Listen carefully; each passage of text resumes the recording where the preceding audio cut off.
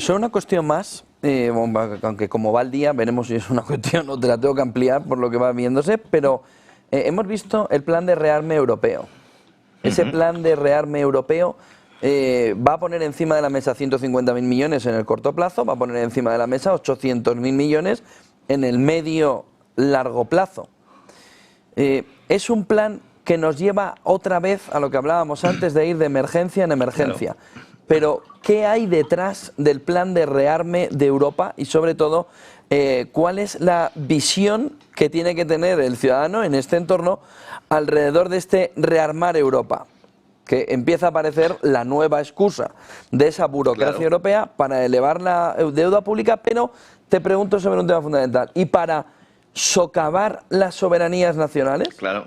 Es que va junto, es un proceso que va junto. Es decir, la triada, ¿no?, de elementos, cuando se hablaba de policrisis, que esto lo utilizaba, hay gente que se lo atribuye a George Soros, pero en realidad el concepto es de Adam Tooze, que es un historiador, un escritor, y que en el foro de Davos ya lo planteó, ¿no? Esa idea de policrisis que luego hemos visto en muchos bancos de inversión, indica que hay como tres elementos fundamentales para generar, o que nos ha generado una crisis que requiere el aumento de endeudamiento y que requiere el aumento de la integración europea. Uno es el COVID, evidentemente. Yo siempre digo que en realidad la gran reclusión covidiana, que es lo que provoca la crisis y lo que provoca que en aquel año de la pandemia se crea la mayor cantidad de liquidez de la historia, solo en un año.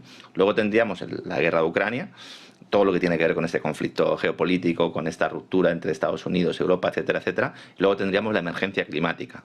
Entonces, estos son los tres elementos fundamentales. Entonces, una vez ya empleado el tema del COVID, por una emergencia climática que sobre todo desde la llegada de Donald Trump pues pierde cierta fuerza con esa Europa Next Gen, pues entonces necesitas justificar de alguna manera la creación de fondos donde se mutualice deuda y donde poco a poco se vaya acabando con las haciendas y las soberanías nacionales. El plan Draghi indicaba que la vía era entregar dinero a grandes empresas para aumentar su competitividad. Bueno, pues no sé, esto a lo mejor desde un punto de vista socialista de los años 30 del pasado siglo tiene cierto sentido, pero hoy en día evidentemente no lo tiene.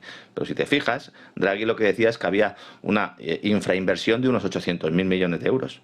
Y ahora sale Úrsula y dice, no, es que vamos a meter 800.000 millones de euros en defensa. Y dice, bueno, pero la idea no era potenciar la industria europea para ser más competitiva. Pues sí, ahora solo la industria de defensa. Entonces, escenificas ruptura total entre Kiev y Washington. Permites que Reino Unido se presente como el salvador de una Europa continental que siempre ha sido su enemigo. Tenemos a Francia cumpliendo con el viejo sueño húmedo de capitanear la Unión Europea con una Alemania absolutamente noqueada, desorientada, que además acaba de elegir a un atlantista al frente de la Cancillería.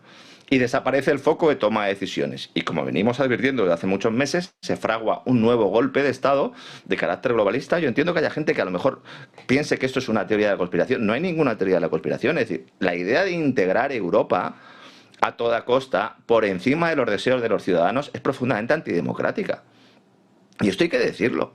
Y cuando gana un candidato que no está por la labor, se le mete en la cárcel o se le abren investigaciones. Como decía Thierry Breton, lo mismo que hemos hecho en un país lo podemos hacer en otros. Entonces hay una agenda desde hace mucho tiempo que con la excusa de la integración para defenderse del oso ruso va a servir como siempre para entregar el dinero a los ciudadanos a los empresarios de verdad, porque no quieren competir, y no en vano, pues las compañías militares están ahora mismo pues dando palmas con las orejas.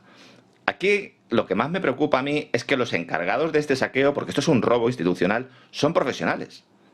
Es decir, la Comisión Europea está dirigida por una señora, Ursula von der Leyen, que nos presenta hoy el plan Rearmar Europa y en realidad está volviendo a sus raíces. Es decir, Ursula von der Leyen sale del gobierno alemán, sale del Ministerio de Defensa por meter la mano en la caja del dinero público, por favorecer determinados contratos a determinadas empresas, beneficiando a una serie de compañías. Ursula von der Leyen, presidenta de la Comisión Europea, está imputada, está investigada por el escándalo del contrato con Pfizer. El marido de Ursula von der Leyen también ha participado en todo este enjuague.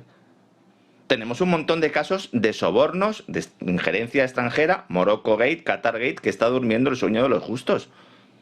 Es decir, tenemos a gente al mando que son eminentemente gente que tiene casos de corrupción a sus espaldas. Bueno, la presidenta del Banco Central Europeo está condenada sin condena por el caso Bernard Tapie en Francia cuando era ministra de Hacienda. Es decir, todos los que están ahí, en algún momento de su vida, han cometido algún delito.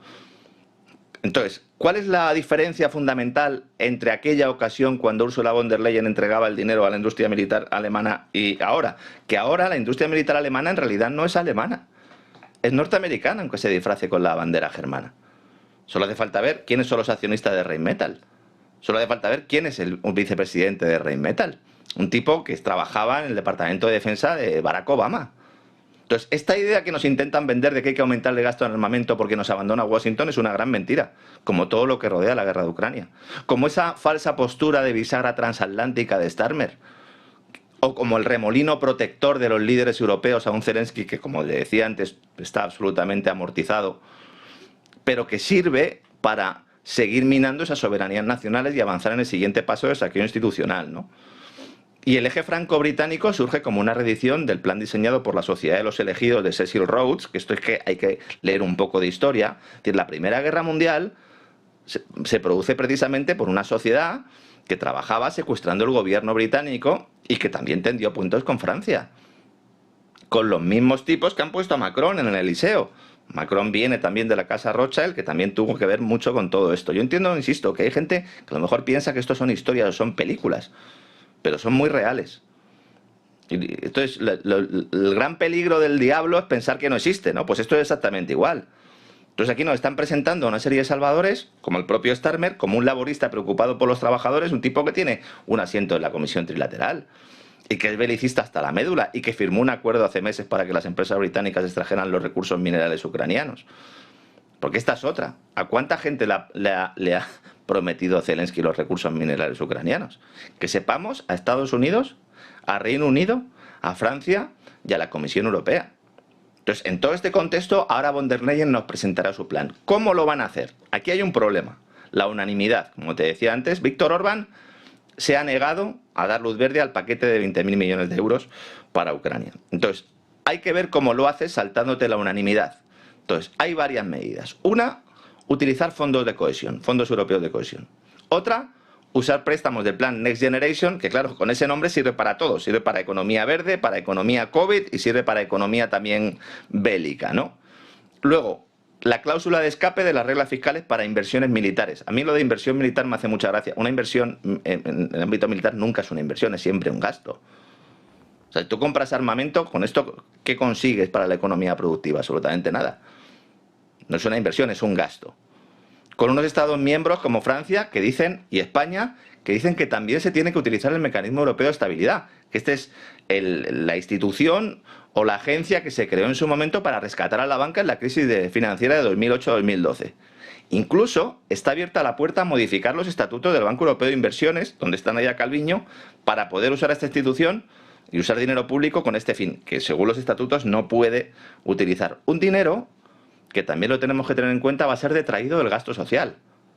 Esto lo avanzaron ya Borrell y Marrute hace muchos meses. Entonces tenemos más impuestos, más deuda, menos gasto social y los señores de la guerra disparados en bolsa. Bueno, pues alguno dirá, misión cumplida. Pues sí, misión cumplida, José Antonio. Muchísimas gracias por toda esa fotografía. Menudo día. Lorenzo Ramírez, buen día y buen negocio. Igualmente, fuerte abrazo, José Antonio. Gracias por acompañarnos. Fuerte abrazo.